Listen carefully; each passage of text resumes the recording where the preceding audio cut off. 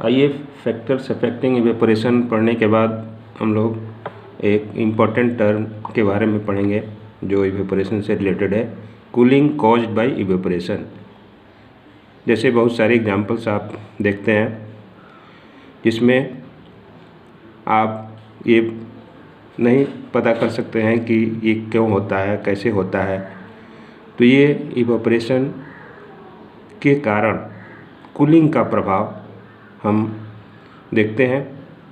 जैसे स्प्रिट है या ईथर है या पेट्रोल है, अगर हाथ के ऊपर रखते हैं और जब कुछ समय के बाद आप देखते हैं कि हाथ ठंडा हो जाता है, जहाँ पे वे जिस पोजीशन पे वो स्प्रिट या ईथर या पेट्रोल रहता है, तो एक एक्चुअल में ये क्यों होता है।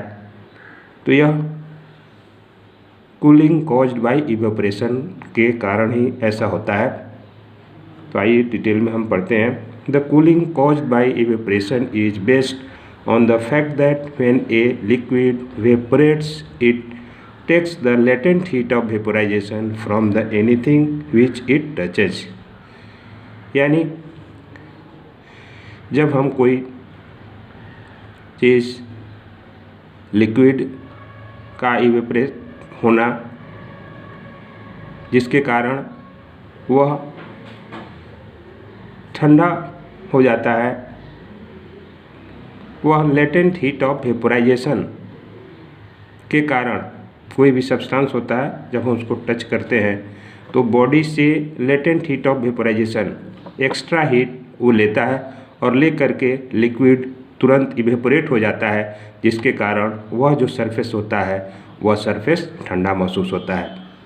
जैसे एग्जाम्पल के रूप में, if we put a little of spirit ether या petrol at the back of our hand and wave it around, the spirit evaporates rapidly and our hand feels very cold.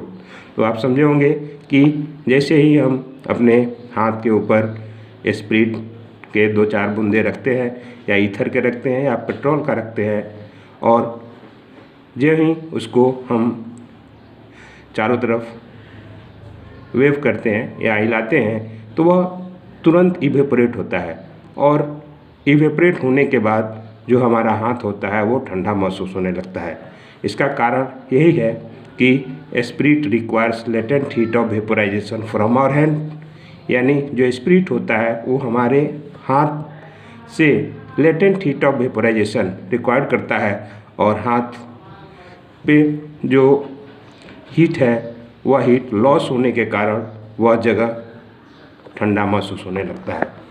इसके अलावा और भी एग्जांपल्स आपको देखने को मिलेगा। जैसे घड़े में हम पानी रखते हैं गर्मी के दिनों में तो वह पानी ठंडा रहता है, क्यों रहता है, आइए इसके बारे में भी आपको हम बताते हैं। तो अभी हम आपको बता रहे थे कि जैसे मटके के अंदर हम पानी रखते हैं गर्मी के दिनों में तो वह पानी ठंडा हो जाता है कुछ समय के बाद। ऐसा क्यों होता है? तो ये आप देख रहे हैं कि जो मटका होता है वो मिट्टी का बना होता है और उस मटके के अंदर पोर्स होते हैं, यानी छोटे छोटे छिद्र होते हैं और उसके द्वारा जो अंदर पानी हम रखते हैं वह पानी आउटर सरफेस पे, बाहर के सरफेस पे आकर के धीरे धीरे जमा होने लगता है। यानी जो बाहर के सरफेस पे पानी जमा होता है तो उसे बॉडी यानी अंदर की जो टेम्परेचर है, लेटेंट हीट ऑफ वेपोराइजेशन है, वो एक्स्ट्रा हीट बाहर की तरफ आती है और वो पानी तुरंत इवेपोरेट हो जाता है, जिसके कारण जो मटके के अंदर पानी होता है वह पानी ठंडा हो जाता है। तो यही कारण होता है कि अर्थन पॉट में अगर हम मटके के अंदर पानी रखते हैं तो वह पानी गर्मी के दिनों में आसानी से ठंडा हो जाता है। इसके अलावा और भी बहुत सारे एग्जाम्पल्स आपको देखने को मिलते हैं। जैसे गर्मी के दिनों में हम ज़मीन पे पानी छिड़कते हैं, तो पानी छिड़कते हैं तो उसका भी प्रभाव आप देखते हैं कि वहाँ पे जो एनवायरनमेंट है, वहाँ की हवा है, वो ठंडी महसूस होने लगती है। उसी तरह से पसीना जो शरीर के अंदर होता है, शरीर से जो पसीना निकलता है वह भी पसीना बाद में जब इवेपोरेट होता है तो शरीर हमारा ठंडा होने लगता है और भी एग्जाम्पल, जैसे कुत्तों को आप देखते होंगे कि गर्मी के दिनों में जब दौड़ते हैं, जब उन्हें गर्मी महसूस होती है तो वो अपने जीभ को बाहर निकाल देते हैं। यानी जीभ का बाहर निकालने का मतलब ये होता है कि उसका जो लार होता है, शरीर के बॉडी से जो लार निकलता है वह तुरंत इवेपोरेट होता है और उसके बॉडी का टेम्परेचर ठंडा हो जाता है, यानी वो रिलैक्स महसूस करने लगते हैं।